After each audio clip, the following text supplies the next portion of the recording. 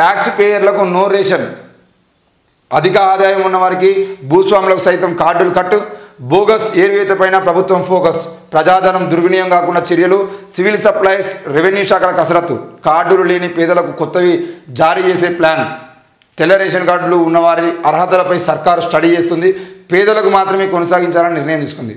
మరి ప్రభుత్వం అమలు చేస్తున్న గ్యారంటీలతో పాటు పలు సంక్షేమ పథకాలకు తెల్ల రేషన్ కార్డులను ప్రామాణికంగా తీసుకుంటున్నది. ట్యాక్స్ పేయర్ అధిక ఆదాయం ఉన్నవారికి కార్డులను రద్దు చేసి కేవలం పేదవారికి మాత్రమే కొనసాగించాలని ప్రభుత్వం భావిస్తున్నట్లు టాక్. ఇందులో భాగంగానే గతంలో జారీ చేసిన కార్డుల్లో వెల్ఫేర్ స్కీములు అందుకోవడానికి అర్హత ఉన్న కుటుంబాలు ఎన్ని, సభ్యుల్లో ఎవరైనా చనిపోయారా, నివాసం ఉంటున్నది ఎంతమంది, ఆదాయపు పన్ను చెల్లిస్తున్న వారికి, 4 వీలర్ ఉన్నవారికి తెల్ల రేషన్ కార్డులు ఉన్నాయా, పేదలకు అందాల్సిన స్కీములను సంపన్నులు సైతం పొందుతున్నారా, ఇలాంటి అంశాలపై ప్రభుత్వం ఆరా తీయాలనుకున్నది. ప్రజాధనం దుర్వినియోగం కాకుండా ప్రతి పైసా అర్హులైన లబ్ధిదారులకే చేరేలా పకడ్బందీగా ప్రణాళికలు రూపొందిస్తున్నది. దీంతో బోగస్ కార్డుల ఏరివేతపై అధికారులు దృష్టి పెట్టారు. ప్రజాధనం పక్కదారి పట్టకుండా పేదల్లో చాలామందికి వైట్ రేషన్ కార్డులు లేవనే అంశం అభయహస్తం దరఖాస్తుల ద్వారా ప్రజావానికి వచ్చే ఫిర్యాదుల ద్వారా తెలియడంతో కొత్తగా కార్డులు జారీ చేయాలని ప్రభుత్వం ఆలోచిస్తున్నది.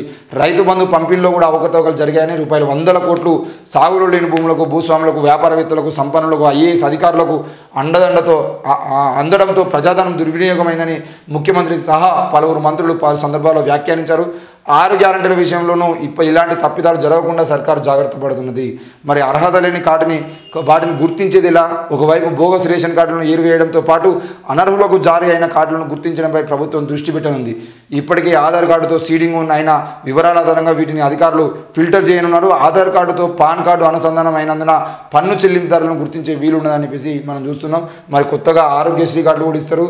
ప్రైవేటు సంస్థల తరహాలో ఒక యూనిట్గా ఫ్యామిలీ ఆరోగ్య శాఖ సూత్రపాయ నిర్ణయం అని చెప్పి చూస్తాను. మొత్తానికైతే రేషన్ కార్డులకు సంబంధించిన విషయంలో రేషన్ కార్డులు ఎవరైతే ఇన్కమ్ ట్యాక్స్ కడుతున్నారో ఆ ఇన్కమ్ ట్యాక్స్ కట్టే వాళ్ళకి రేషన్ కార్డులు తీసేస్తామంటారు.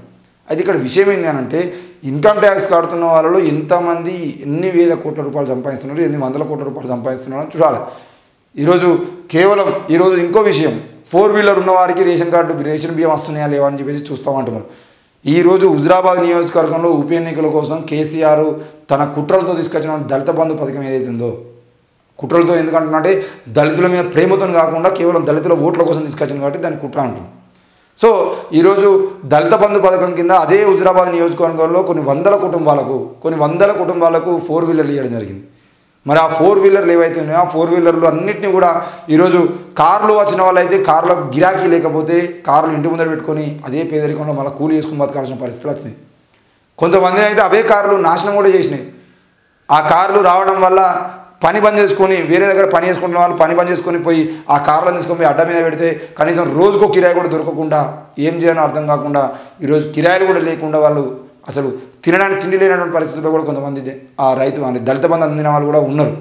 మరి ఇట్లాంటి దళిత బంధు పథకం ద్వారా 4 వీలర్ వచ్చిన వాళ్ళకి మీరు వైట్ రేషన్ కార్డులు తీసేస్తామంటే వాళ్ళ ఆర్థిక పరిస్థితులు ఎట్లా ఉన్నాయి, వాళ్ళకు ఆ 4 వీలర్ ఎక్కడ నుండి వచ్చింది ఏంది?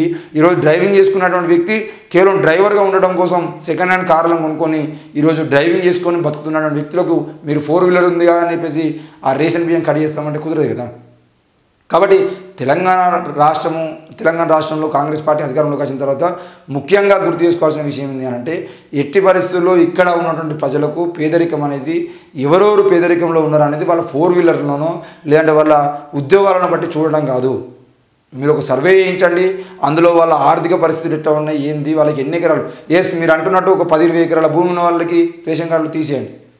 చిన్నపాటి ఉద్యోగాలు ఉన్న వాళ్ళకి ఈరోజు ఉద్యోగం ఉందా లేదా అని చూసి ఆశా వర్కర్లకి లేదంటే అంగన్వాడీ వర్కర్లకి లేదంటే ఇంకా చిన్న కాంట్రాక్ట్ బేసిక్లో చేసే వాళ్ళకి లేదంటే ప్రభుత్వ ఉద్యోగం అయినా కూడా తక్కువ జీతంతో చేస్తున్న వాళ్ళకి ఈరోజు కానిస్టేబుల్ని ఎగ్జాంపుల్గా తీసుకుందాం. కానిస్టేబుల్కి వచ్చే జీతం ఎంత, వాళ్ళకు గవర్నమెంట్ జాబ్గా అని చెప్పేసి రేషన్ కార్డు కట్ చేసేది ఉంటే అదే కానిస్టేబుల్ ఉద్యోగాలు చేస్తూ అటు తల్లిదండ్రులని ఇటు భార్య పిల్లల్ని సాదుకోలేక అప్పుల పాలై ఆత్మహత్య తీసుకుంటున్న వాళ్ళు ఎంతోమంది ఉన్నారు.